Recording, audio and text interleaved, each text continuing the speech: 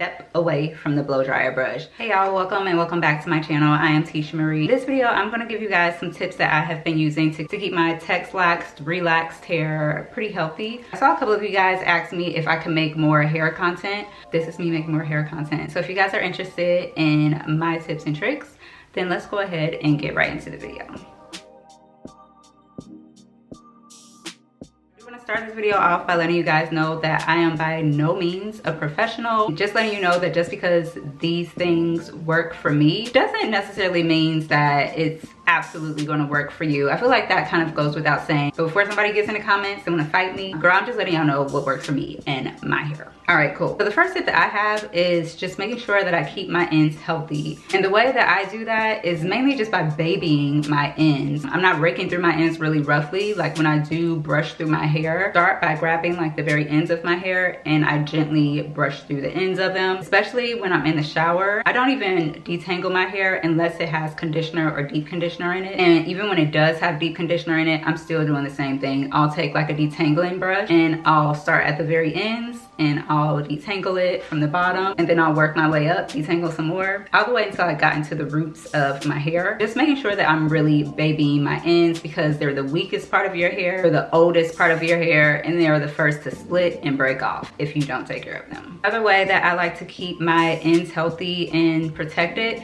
is to just kind of keep them off of my shoulders. Yes, I do like to wear my hair down, but if I'm not really going out of the house or not recording content, then what I'm usually doing is just putting it up in a claw clip. I don't like to wear buns because I feel like it's just too much tension on my hair. I will occasionally, but for the most part, I don't. I'm just throwing it up in a claw clip. And sometimes I don't even take my scarf off, girl. I'm just wearing a silk scarf with my hair pinned up just so that my ends aren't constantly brushing up against like a cotton fabric like this. That friction is going to cause damage to the ends of your hair. I do wear my braids, and that's something else that I want to touch on is if you are wearing like braids as a protective style, something like cornrows, knotless braids, box braids, make sure you're not braiding your hair up too tight. When I was braiding my hair, I didn't even think that I was braiding it that tight, but I found that when I took my knotless braids out, I had breakage all across the perimeter of my hairline because A, the braids were a little too tight, and then they were also really long. The hair itself didn't feel heavy when I had it in my head, but because the braids were just so long, it was causing constant tension on my hair. You have this long braid attached to your hair and it's added weight. But something that I did do while my hair was in braids is making sure that I kept my hair moisturized. And to do that, I would take like a spray moisturizer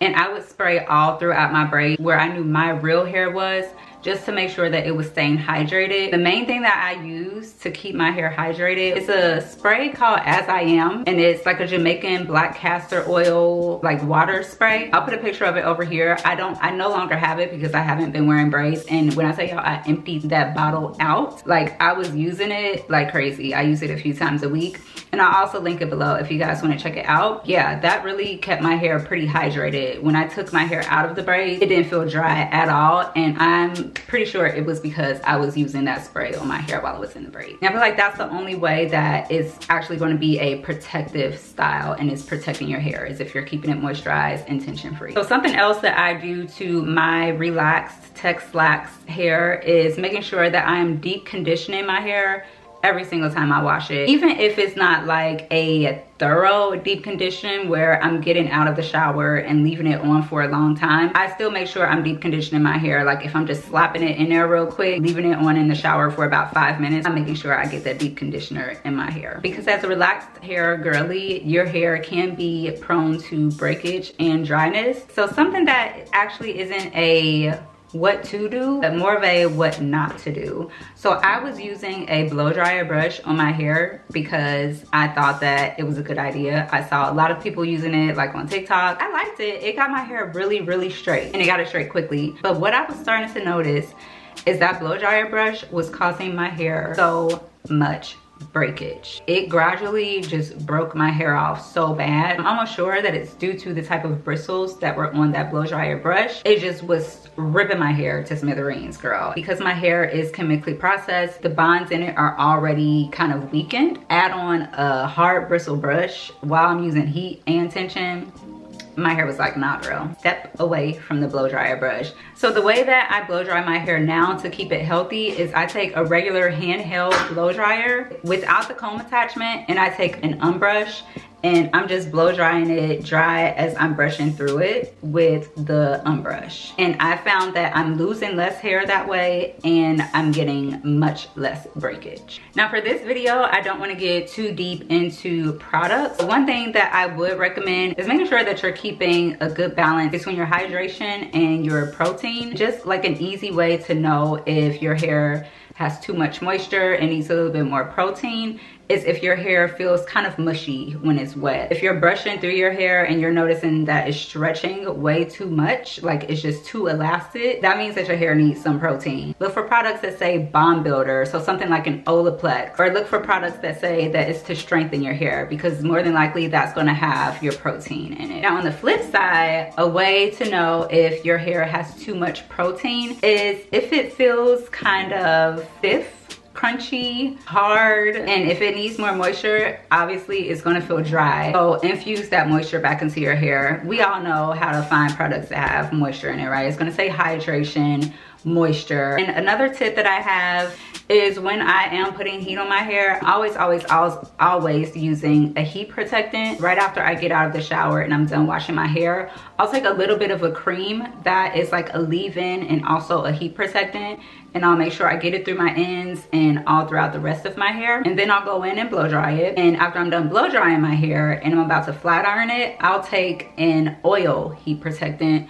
So what I have really been loving, I know I've told y'all that I was using the Olaplex bonding oil, and I still love that to this day. I've used probably 3 bottles of that, but lately I've been using the Kerastase oil. This is a very lightweight oil, and it also serves as a heat protectant. So I'll put this on my hair right after I blow dry it, and then I'll go through and flat iron it. And I also like this for after I have already straightened my hair and I feel like my hair just needs like a little bit of extra shine. I'll just take like 1 pump of that, rub it through my hands really good, and just rub it through the ends of my hair, and it brings so much shine back to my hair. And I did use that this wash day, and I also used it just a little bit ago to add a little extra shine to my hair. So if y'all see that shine on my hair, it's because of the Kerastase. So if you guys are interested in like an overall products video of all of the different products that I really love that work for my hair, then let me know that down below in the comments, and I can make a completely different video of just all of the products that I really love and I use on my hair. It's not always about what you're putting on your hair and what you're doing to your hair,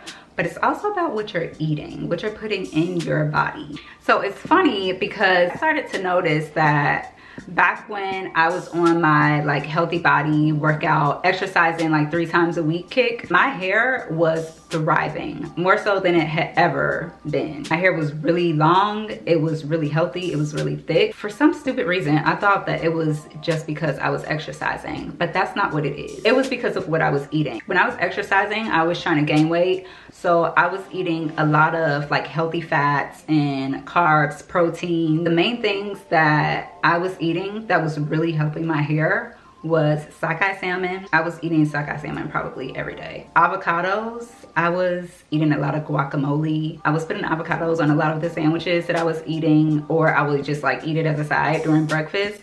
Avocados are really good for your skin and your hair because they have like omega, I think it's omega-3s. Greek yogurt, I was eating Greek yogurt literally every day. I was taking my vitamins. I was drinking tons of water. I already drink a lot of water, but I was drinking even more water, having to constantly hydrate myself while I was working out. So drinking a lot of water, make sure I'm hydrating from within, which is also going to show up in your skin and your hair. I was eating a lot of eggs, a lot of walnuts. All of those things are really, really good for the health of your hair. More recently, something that I have added to my everyday routine is a liquid vitamin. But I've been taking the Mary Ruth's multivitamin with like the added benefit of hair growth.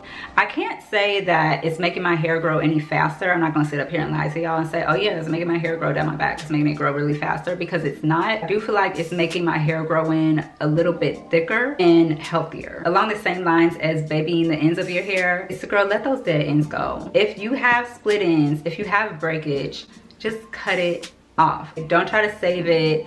Don't try to put a product on it that's claiming to rebuild split ends. So sorry to tell you, but they're lying to you, girl. There's not a product that is going to make your split ends go from this to this and be back together. It's just not gonna happen. The only way to take care of split ends is to cut them off. If your hair just isn't like laying right, it's not bouncy, it's not full of life and body, or if like the top part of your hair is full of life and body and then your ends are just kind of hanging out, it's probably because your ends are damaged and you need to let them go. Personally, I cut my own ends, but I mean, if you don't feel comfortable doing that, then by all means go to like your Great Clips or a professional to get your ends trimmed. Cut those ends off so that the entire length of your hair can be healthy. Something else that I used to do that I don't too much do anymore nowadays is wear my hair in a bun, especially with like one of those elastic ponytail holders. Those cause breakage.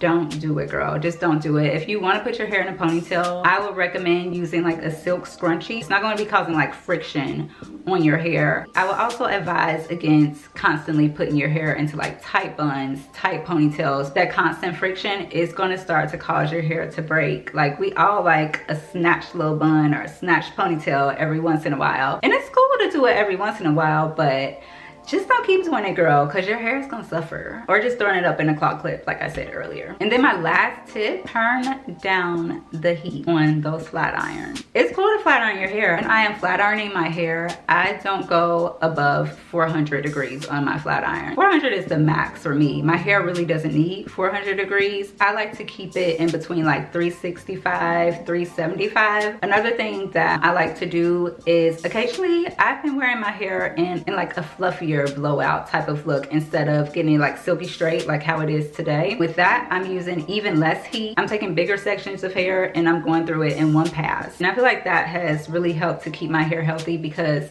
I'm using a lot less heat on my hair and I'm not taking like really small sections with the heat. So yeah, that's it for my healthy hair tips for relaxed hair. If you guys have any questions, please feel free to leave them down below in the comments. I hope this was helpful for you guys. If it was, please give this video a thumbs up and subscribe, and I will see y'all in the next one. All right, bye.